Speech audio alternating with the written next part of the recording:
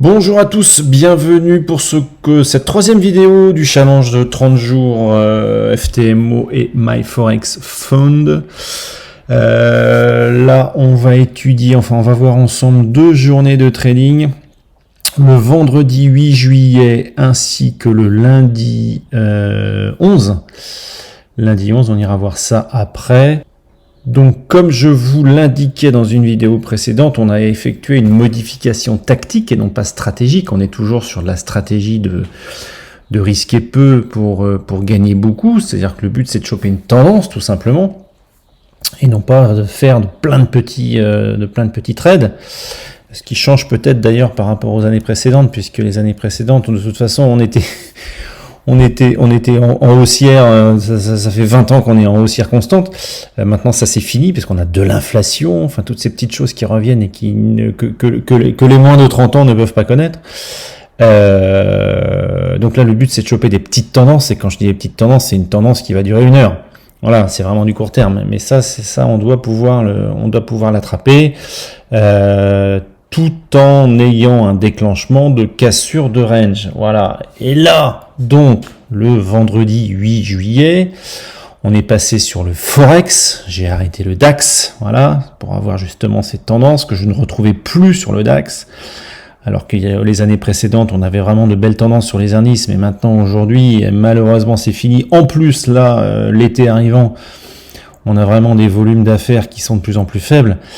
Mais cette intervention sur le Forex, par exemple, là je vous parle de l'euro-dollar de vendredi 8 juillet, on est là en 5 minutes, voilà ce qui se passe pendant la nuit, on a un plus bas ici aux alentours de 6 heures, une petite respiration, et à l'ouverture à 9 heures, bim.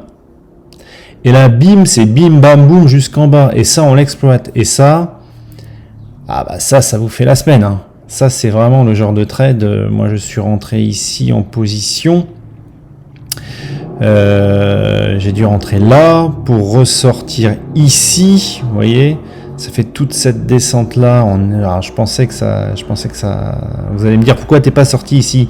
Ben parce qu'on sort sur les points pivots, et le point pivot, le stop précédent, c'est celui-là. Ça veut dire qu'on ne sort jamais au plus bas et on ne rentre jamais au plus haut dans le cas d'une vente, à découvert. Mais ça reste quand même un excellent trade tout du long là, toute cette descente qui a duré quoi? Qui a duré une petite demi-heure. Et ça, voilà ce que je recherchais et ce que je ne trouvais plus sur le DAX. Donc ça, c'était vendredi. Et ensuite, nous avons eu lundi. C'est-à-dire aujourd'hui, nous sommes lundi. Hop. Lundi 11 juillet. Donc là, c'est pareil. C'est un peu le même schéma. Alors, bon, c'était un peu moins franc, malheureusement. Ça, c'est la baisse de la nuit. Toute la nuit, on a un plus bas aux alentours de 4 heures du matin, ça remonte, ça respire, et ça se remet à casser les plus bas à partir de 8h20. Donc là on rentre, le problème c'est que ça respire un peu, bon, le stop n'a pas été touché, et ça continue à redescendre. Donc là on sort ici, on sort la moitié de la position, on valide toujours la moitié de la position sur le premier point pivot. Et malheureusement ici c'est remonté et ça a été touché le stop, ça veut dire qu'on a, bon, le gain était limité. Alors là c'est vraiment des problèmes de riches, hein, parce que je dis le gain a été limité, on parle même plus de perte ou quoi que ce soit. Là c'est un gros gain vendredi, un petit gain aujourd'hui, ce qui est une très bonne chose. Malheureusement il a respiré sur les coups de 9 heures, ce qui est normal, à l'ouverture ça respire.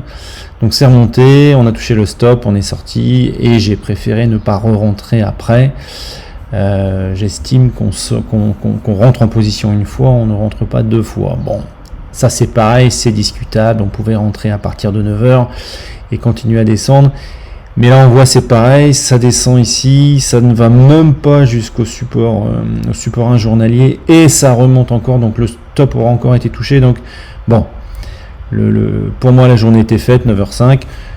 Je connais plein de monde qui serait ravi d'avoir leur journée terminée à 9h05. Là, en l'occurrence, ça a été le cas. Alors, concrètement, qu'est-ce que ça a donné dans les chiffres?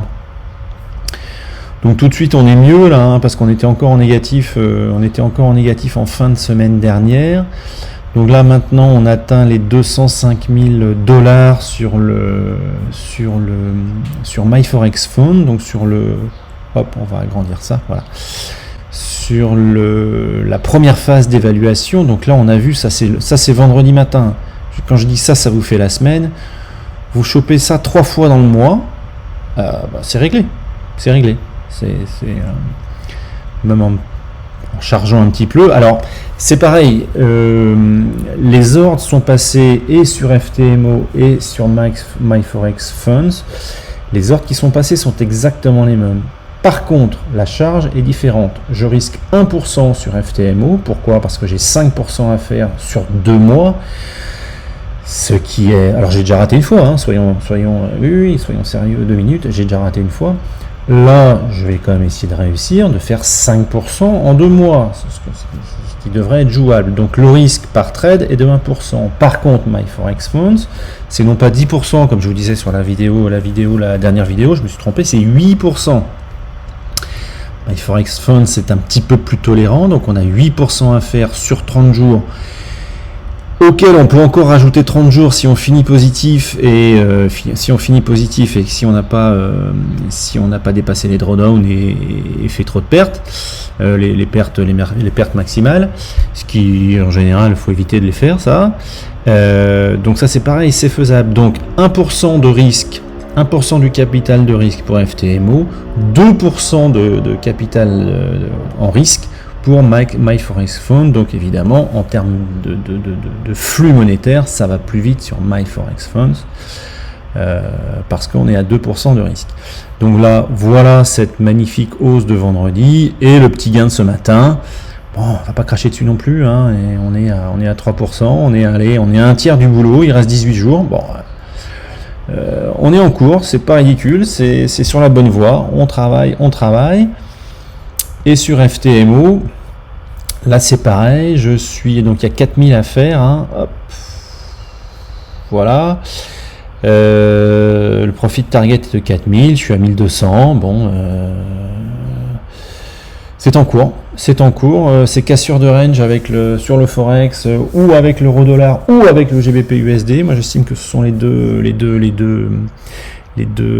paires de devises intéressantes actuellement. On va trader ça toute la semaine et puis on fera le point sur ce qui se passe par la suite. Voilà messieurs dames.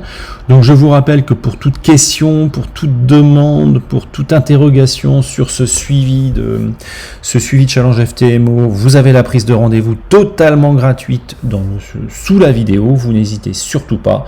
Vous avez aussi accès au site internet avec toutes les informations complémentaires de conseils en investissement financier certifiés AMF et agréés par l'ORIAS.